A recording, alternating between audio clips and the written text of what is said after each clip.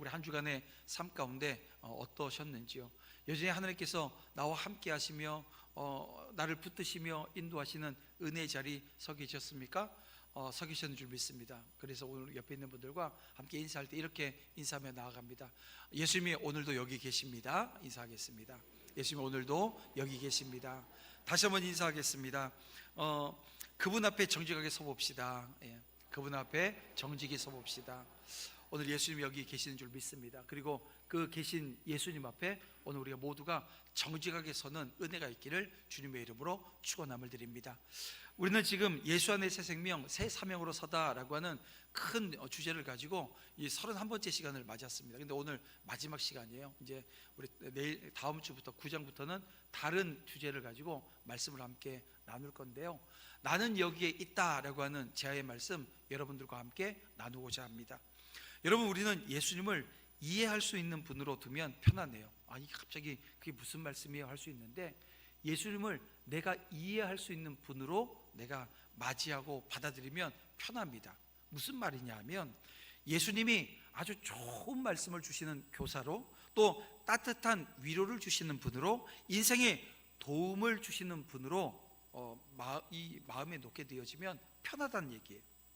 왜냐하면 그분이 내가 설명할 수 있는 범위 안에 있거든요. 또 내가 관리할 수 있는 이 거리 안에 계시기 때문에 그렇습니다. 그래서 종종 이런 이야기 하죠. 그 말씀이 무슨 뜻인지 안다. 그래서 오늘 본문도 한번 읽으면서 이 본문으로 많은 설교를 들으셨던 분들은 오늘 목사님 이 설교 하시겠구나 라고 하는 이 판단을 한다는 겁니다. 또 그 상황에서도 예수님 그렇게 하셨을 거야 라고 우리는 이야기한다는 것입니다. 자, 이 말 자체가 틀린 말일까요? 그렇지 않습니다. 하지만 문제는 그 다음에 있습니다. 신앙이 연차가 쌓여요. 성경을 더 많이 알아요. 예배가 아주 익숙해져요. 그러면 오늘 우리는 예수님을 잘 안다라고 하는 건 느끼긴 하지만 정작 그분 앞에 덜 서게 되어지는 위험에 우리는 쉽게 빠질 수 있다는 것입니다. 그러니까 예수님을 오늘 우리가 이해의 대상으로 두게 되어지는 순간에 우리는 어느새 그분을 주님이 아니라 설명 가능한 존재로 축소해버립니다. 내가 아는 하나님, 내가 아는 예수님, 그래서 내가 아는 것 안에 예수님을 가둡니다. 축소해버린다는 얘기. 그래서 내가 예수님 아는 범주, 내가 예수님을 고백할 수 있는 그 범주 안에 있을 때는 편안하지요. 하지만 그분이 지금 여기 계신 분으로 다가오면 상황이 좀 달라집니다. 자, 성경엔 이 장면이 우리에게 반복해서 등장하는 그 모습 가운데 알게 하시는데요. 여러분, 갈릴리에서 그 예수님의 제자들이 폭풍을 만나게 되어집니다. 그러니까 예수님도 그 배에 타고 계셨고요. 근데 예수님은 그 폭풍 가운데 어떻게 하셨어요? 주무셨어요. 근데 제자들은 난리가 났어요. 이게 자기들 이제 죽게 되어진 거죠. 그 예수님을 깨워요. 그러면서 이런 얘기를 합니다. 마가복음 4장 38절인데요. 선생님, 우리가 죽게 된 것을 돌보지 않으십니까? 이런 얘기를 합니다. 그러니까 그들은 예수님을 함께 계신 주님이 아니라 어떻게 지금 보고 있는 거예요? 자신들을 지금 도와주실 분으로 지금 인식하고 있었다는 겁니다. 자, 그래서 예수님이 깨었어요. 깨놨더니 배가 막 침몰 위기에 있거든요. 그때 예수님께서 어떻게 하십니까? 바람과 바다를 꾸짖으셨어요. 근데 그 다음 장면이 참 재밌습니다. 예수님께서 살려달라 그래서 살려줬더니 이 지금 그 41절에 보면 뭐라고 얘기하냐면 이게 심히 두려워했다는 거예요. 살려달라 그랬잖아요. 살려줬잖아요. 그랬더니 두려워했다는 거예요. 그러면서 뭐라 그러냐면 그가 누구이기에 바람과 바다도 순종하는가 라고 하는 이 이야기를 합니다. 자, 그러면 이 질문을 보세요. 이 질문이 예수님이 어떤 분이신지 아는 것에 대한 정보, 이 정보로부터 나오는 질문입니까? 아닙니다. 그러니까 지금 이 질문은 예수님이 이분이 지금 누구시기 때문에 이 바람과 바다가 이 순종하는가 라고 하는 것은 예수님의 존재 앞에 무너진 질문이에요. 그들이 지금 무너진 거예요. 두려워했다는 거예요. 또 한 장면을 떠올려 보세요. 마르다와 마리아, 예수님께서 그 집을 찾으셨습니다. 그랬을 때 마르다가 뭘 했어요? 환대를 합니다, 예수님을. 근데 환대하고 나서 그 다음 장면이 뭐냐면, 그분을 지금 여기 계신 주님으로 모시기보다는 어떻게 하냐면 일을 도와줄 분으로 여깁니다. 그래서 누가복음 10장 40절에 보니까 뭐래요? 마르다는 지금 뭐예요? 막 분주해요. 뭐 하느라고요? 주님을 환대하느라고.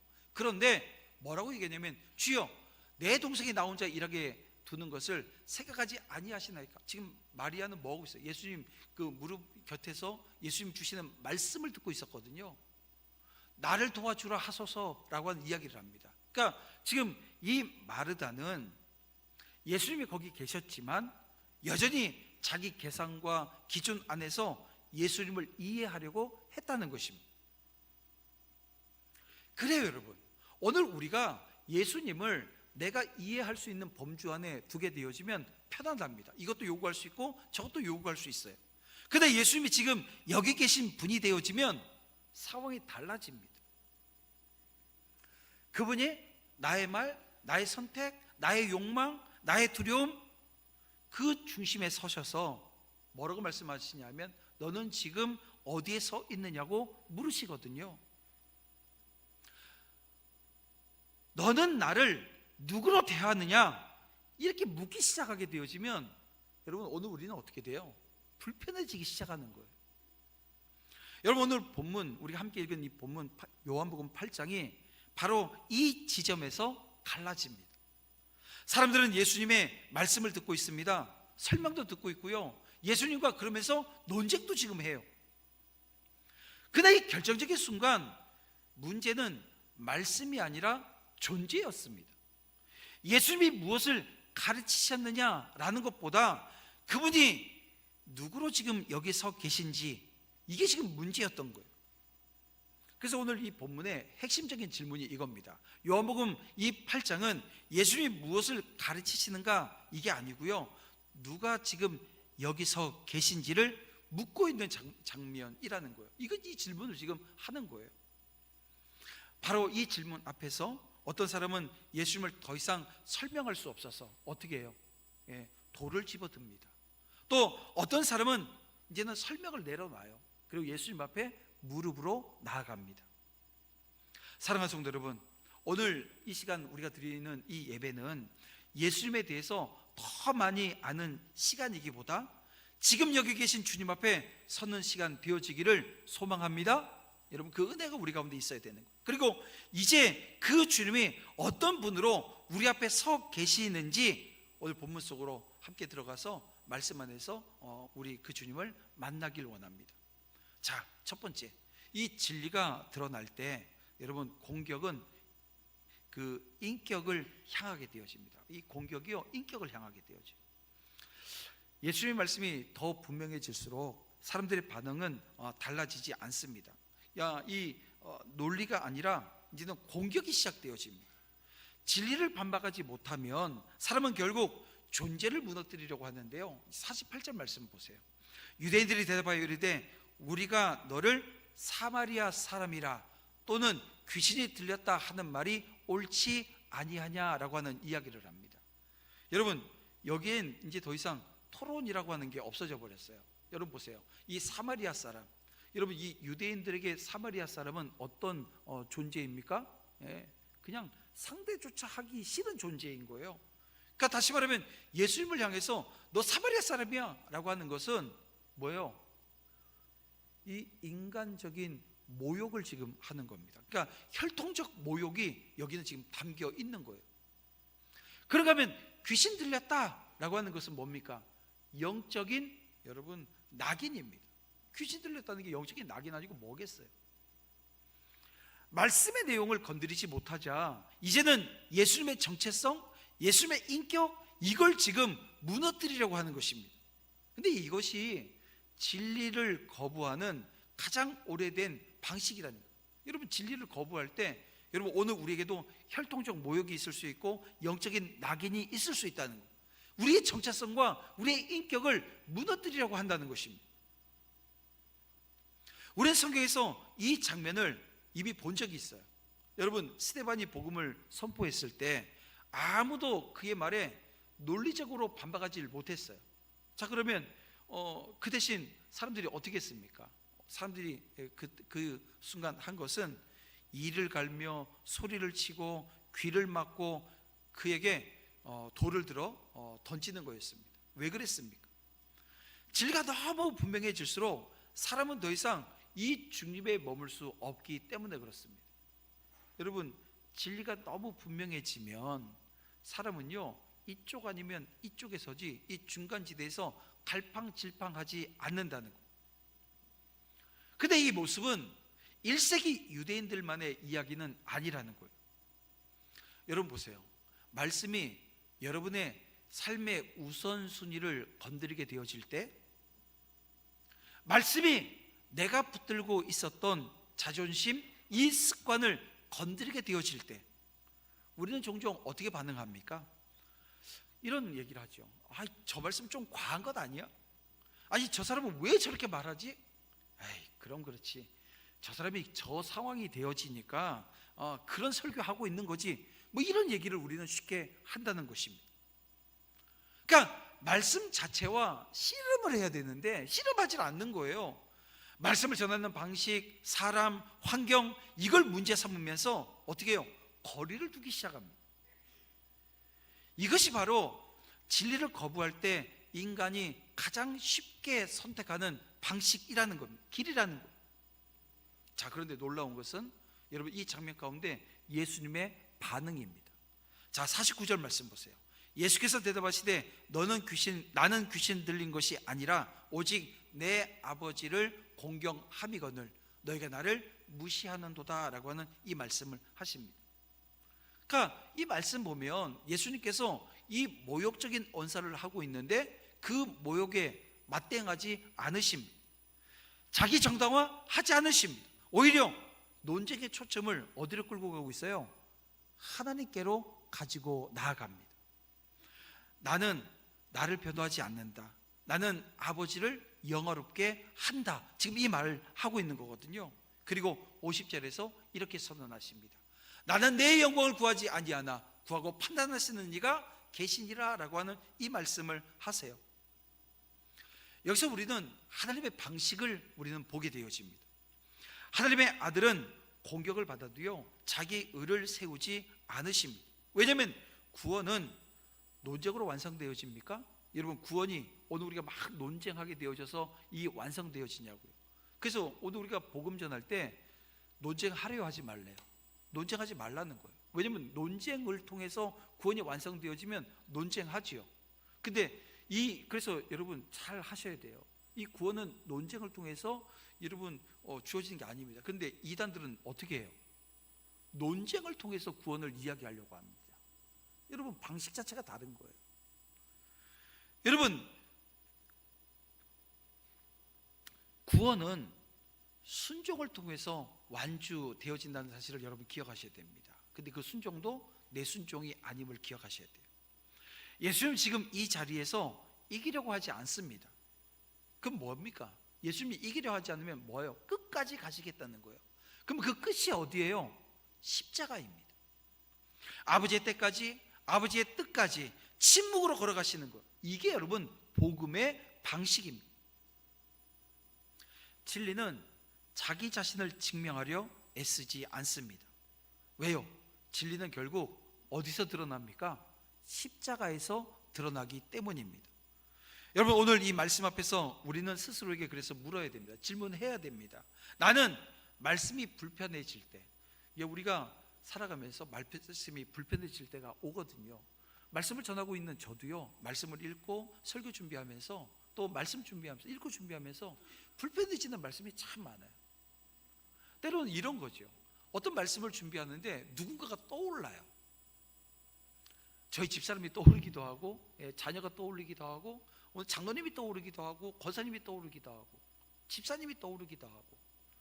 근데 옛날 우리 선배 목사님들은 뭐라 그러셨냐면, 그렇게 불편한 상황이 오면 그 설교 거기는 그 자리 빼라는 거예요. 그렇게 전 어릴 때 배웠어요. 그래서 빼고 말씀 전했더니요, 이게 전할 말씀이 별로 없어요. 전할 말씀이 없어지는 거예요. 그래서 그냥 전하는 거예요. 그러니까 지금 제가 여러분들에게 설교를 하면서도 누구를 대상으로 삼지 않습니다. 그러니까 말씀을 가지고 여러분에게 전하는 거지. 예를 들면 제가 저희 집사람을 상대로 말씀 전하면요, 저희 집사람 저하고 살겠어요? 안 살죠. 맨날 강단 써가지고 자기 때린다고. 안 그래도 저희 집사람이 가끔 이렇게 등장하잖아요. 그러면 집에 가서 한 소리 해요. 이제 제발 좀 그만하라고. 네. 그럼 저희 둘째가 저한테 뭐라 그러냐면, 아빠 제 얘기는 해도 돼요. 네. 제 얘기도 좀 해주세요. 그래서 제가 네 얘기는 할 게 없어. 네. 왜 제 얘기는 할 게 없어요? 너는 잘 하잖아. 그럼 저희 집사람 옆에서 또 째려보는 거죠. 여러분, 말씀이 그런 거예요. 말씀이 내게 불편할 때가 있어요. 말씀이 불편해질 때 여러분 그 내용을 붙들고 씨름하셔야 돼요. 씨름하셔야 돼요. 근데 여러분 어떻게 했습니까? 씨름하십니까? 아니면 나도 모르게 말씀을 전하는 사람, 상황, 이 공동체를 향해서 마음을 닫고 있지는 않으십니까?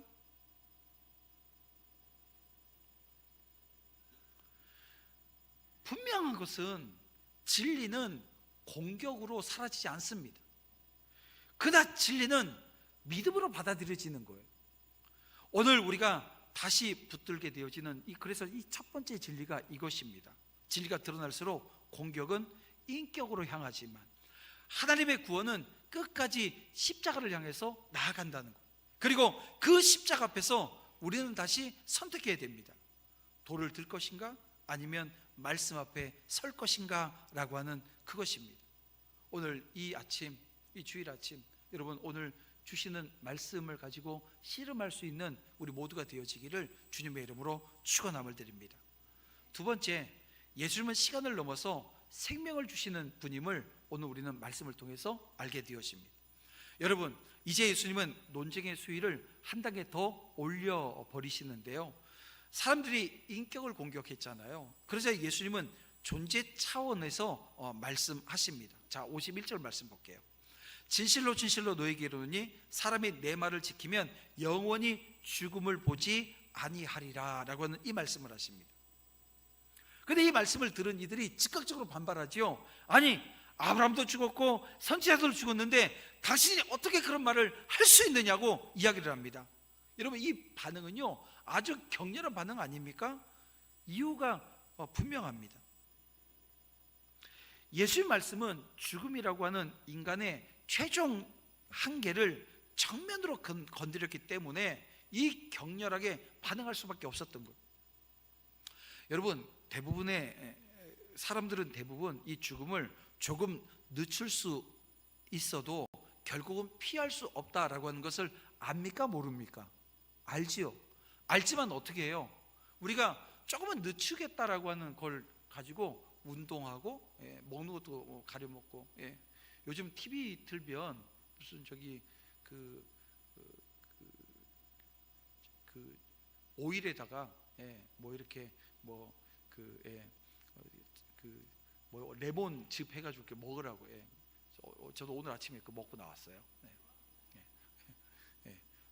좋대요. 그래서 제가 뭐가 좋으냐 그랬더니 다 좋대. 제가 하여간 장복해보고 뭐가 좋은지는 설명 한번 할게요 나중에. 여러분 보세요. 뭐가 몸에 좋다 하면 먹고, 그리고 또 저녁에는 또 저희 며칠 전에 동기 목사님들 만났는데요, 자기 전에 꿀을 좀 짜 먹으래요. 그래서 이빨 다 썩는다 그랬더니 꿀은 설탕이 아니래서 절대 이빨이 썩지 않는다고. 그것도 제가 나중에 썩나 안 썩나. 근데 확실히 좋은 거는 아침에 새벽에 일어날 때요, 제가 한 3일 정도 했는데 오늘 새벽에 보니까 목이 탁탁한 게 좀 약간 없어지는 느낌이 조금 듭니다. 그러니까 우리가 살면서 그런 거잖아요. 여러분, 그 건강, 우리 다 죽는지는 알아요. 순서는 없다는 것도 다 알아요. 그런데 우리는 건강을 관리합니다. 성취 조금씩 쌓아가요. 그리고 이름을 남기기 위해서 이런저런 노력들을 또 하지요. 그러나 죽음을 조금이라도 멀리 두려고 애쓰는 그 모든 과정들이 그 모든 절차 과정 가운데 있습니다. 근데 예수님께서 오늘 이게 전혀 다른 차원의 말씀을 우리에게 하시는 거거든요. 예수님은 너희 죽지 않는다 이렇게 말하지 않습니다. 근데 뭐라고 말씀하세요? 우리 51절 다시 한번 보여주세요. 죽음을 보지 않는다라고 말씀합니다. 죽음을 보지 아니하리라. 근데 이 죽음을 보지 아니하리라라고 하는 이 앞에 있는 말씀, 어떻게 해야지 죽음을 보지 않는다고요? 내 말을 지키면이라고 합니다. 이 지키면이라고 하는 이 단어가 믿음의 언어입니다. 그러니까 요한복음에서 이 지키면이라고 하는 이 단어는 이런 용도로 쓰여요. 어떻게? 붙든다, 신뢰한다, 그리고 의지한다라고 하는 믿음의 언어입니다. 즉 예수님의 말씀을 삶의 최종적인 기준으로 받아들이는 것을 지금 붙든다라고 하는 이 지킨다라고 하는, 신뢰한다라고 하는, 의지한다라고 하는 그 믿음의 언어로 쓰고 있는 거예요. 자, 그런데요, 사람들은 여전히 오해합니다. 자, 그러면 이런 얘기하죠. 그러면 예수 네가 아브라함보다 더 크냐? 지금 이 얘기를 하는 거예요. 바로 이 질문에 예수님께서 뭐라고 답변하세요? 56절입니다. 너희 조상 아브라함은 나의 때 볼 것을 즐거워하다가 보고 기뻐하였느니라. 지금 예수님은 이들이 가지고 있는, 이 유대인들이 가지고 있었던 혈통적 신앙을 무너뜨립니다. 아브라함은 단지 과거의 위인이 아니라는 거죠. 미래의 구원을 바라본 어떤 사람이에요? 믿음의 사람이었다는 것입니다. 자, 히브리서에서 말하잖아요. 아브라함은 더 나은 본향, 다시 말하면 눈에 보이지 않는 하나님의 약속을 바라보며 살았노라고 기록하고 있습니다. 그는 예수님의 이름 몰랐어요. 예수님이 누군지도 몰라요. 예수님이 이름도 몰라요. 그런데요, 뭘 바라봤어요? 예수님의 때를 바라보았고 그 약속을 믿음으로 붙들었기에 기뻐했다는 것입니다. 여기서 우리는 복음의 중요한 진리를 만납니다. 믿음은 현재를 조금 더 견디게 하는 힘 아니라는 거예요. 여러분, 믿음으로 지금 여러분들이 지금 당하고 있는 어려움들, 고난들, 시련들, 이걸 이겨낼 수 있다. 예, 그럴 수는 있을지는 모르겠어요. 근데 그게 전부가 아니라는 거예요. 믿음은 미래의 생명입니다. 내일의 생명을 현재로, 지금 오늘로 끌어당겨 사는 방식이라는 거예요. 그래서 예수님을 믿는 사람은 여러분 죽음을 없애지 않아도 여러분 죽음에 지배당하지 않습니다. 상황이 사라지지 않아요. 그래도 상황에 묶이지 않는다는 것입니다. 그래서 오늘 우리는 이 사실 앞에 이런 질문을 우리는 던져야 합니다. 나는 지금 무엇으로 죽음을 이기려고 하고 있는지, 성취입니까? 인정입니까? 아니면 안정입니까? 아니면 예수님의 말씀을 붙들고 있으십니까? 예수님은 시간을 따라 오시는 분이 아니십니다. 예수님은 시간을 여시는 분이세요. 그리고 그분의 말씀을 붙드는 자는 이미 영혼의 방향으로 삶을 걷기 시작한 사람이라는 거예요.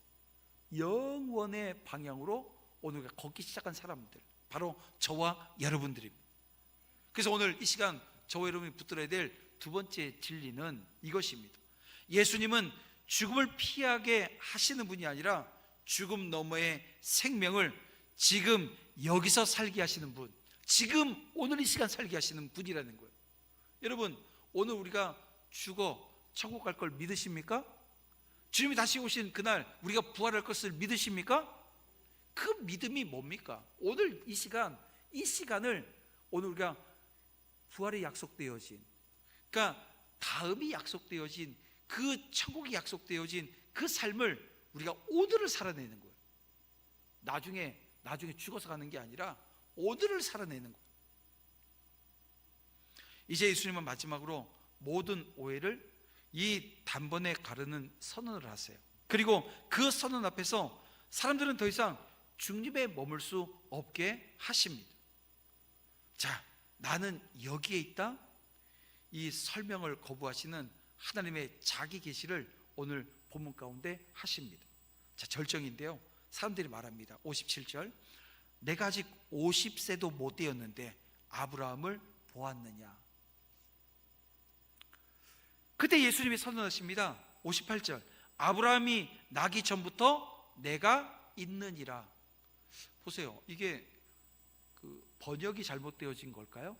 아니, 아브라함이 나기 전부터 내가 있느니라. 원래 이게 제대로 되어진 말이라면 어떻게 되는 게 맞아요? 아브라함이 나기 전부터 내가 있었느니라 라고 하는 말이어야 되잖아요. 이게 맞는 말 아닙니까? 그런데 지금 예수님께서는 그렇게 말씀하지 않으세요. 무법적으로 아주 파격을 지금 주는 말씀을 합니다. 나는 있었다가 아니라 나는 있다라고 말씀하시는 거예요. 시간의 과거형이 아니라 시간의 현재형을 지금 사용하십니다. 그러니까 예수님께서는 나는 오래된 존재야 이렇게 말하지 않습니다. 예수님은 나는 시간 안에 갇힌 존재가 아니라 시간 위에 계신 분임을 지금 선포하신 거죠. 여러분, 이것은 우리 모세가 여호와 하나님을 만났을 때 이 출애굽기 3장에서 하나님의 이름을 물을 때 뭐라고 묻습니까?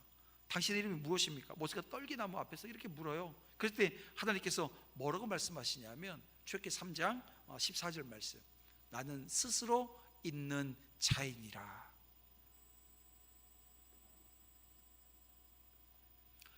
예수님께서는 자신을 오늘 우리에게 이해 대상으로 남겨두지 않으시는 거예요.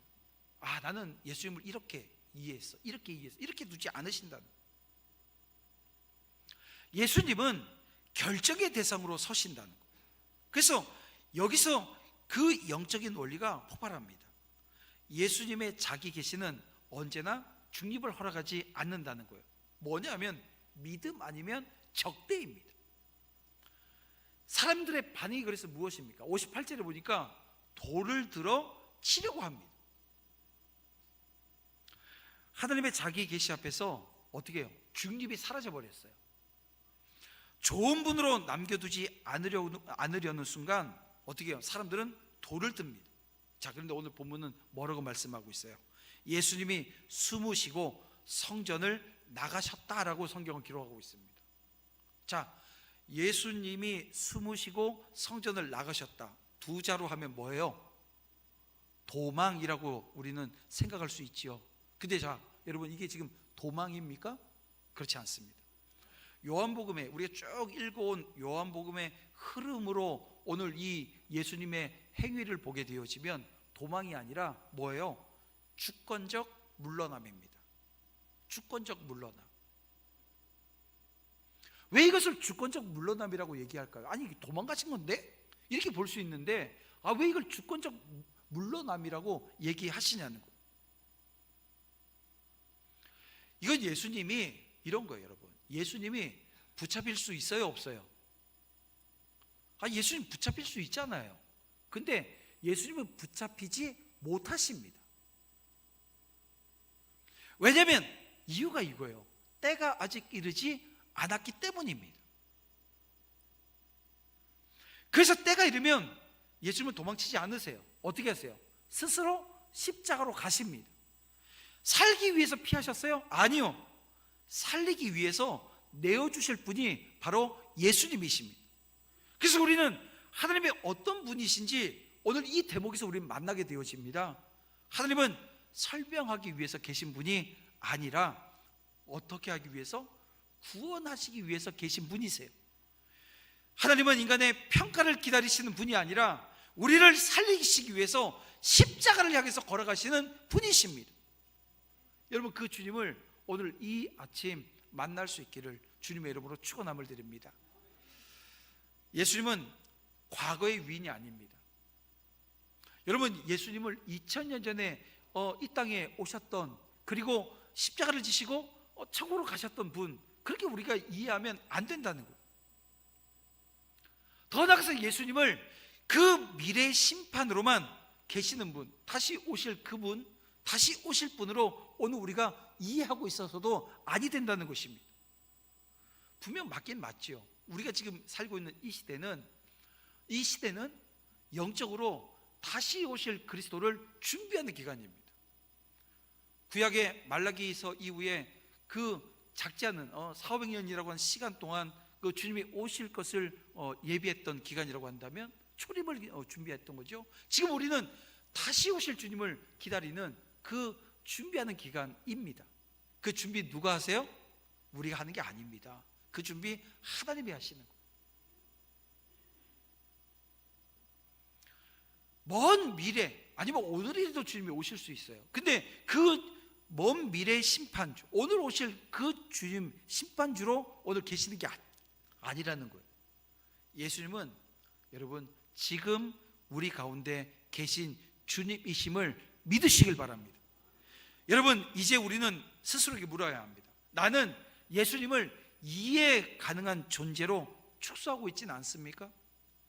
나는 예수님을 정보로만 쌓아두고 순종은 뒤로 미루고 있진 않으시냐는, 나는 지금 오늘 바로 이 순간 그 주님 예수님 앞에 서 계십니까? 그리고 공동체와 다음 세대를 향해서도 이 질문은 더 깊어집니다. 우리가 사용하는 신앙의 언어가 여러분 무엇입니까? 예수님이 말씀하셨어 라고 하는 것으로 끝납니까? 아니면 예수님이 지금 여기 계셔 라고 하는 것으로 이어집니까? 제가 계속해서 말씀드리지만 다음 세대는요 정보를 통해서 주님을 만날 수 없습니다. 하나님을 배우지 못한다는 얘기예요. 그들은 임재의 언어, 살아있는 신앙의 언어를 통해서 배우게 되어집니다. 그래서 가정에서, 일터에서, 관계의 자리에서 우리가 실제로 사용하는 언어, 어떤 언어가 되어야 될까요? 이런 겁니다. 주님이 보신다, 주님이 들으신다, 주님이 여기 계신다라고 하는 이 말입니다. 한번 읽어볼까요? 다 같이 봅니다. 시작. 주님이 보신, 주님이 들으신, 주님이 여기 계신다. 여러분 이 언어가 우리 입술에 나와야 되는데 우리는 어때요? 뭔가를 막 죄를 짓고 있으면 야 주님이 보셔. 이 지금 다 야 주님 막 입으로 막 엉뚱한 뭐 욕이나 하고 있고 뭐 이러면 주님이 들으셔. 다 어떤 언어로 쓰고 있습니까? 정죄 언어로 이걸 쓰고 있습니다. 제가 지금 이 언어 주님이 보신다, 주님이 들으신다, 주님이 여기 계신다 이 말을 여러분들이 부정적인 상황 가운데 쓰라고 지금 하는 말이 아닌 거예요. 이 단어가 오늘 우리가 믿음의 자리에서, 신앙의 자리에서 다음 세대를 향해서 어떤 긍정의 언어로 쓸 수 있어야 되는 거예요. 이 언어가 다음 세대의 심장에 믿음을 심는 씨앗이 되어야 됩니다. 씨앗이 되어야 됩니다. 마지막으로 주님의 선언이 오늘 우리를 향해서 울립니다. 뭐예요? 나는 여기에 있다라고 말씀하시거든요. 이 선언 앞에 우리는 선택해야 됩니다. 돌을 들 것인지 무릎을 꿇을 것인지 분석하면서 거리를 둘 건지 아니면 믿음으로 나아갈 것인지.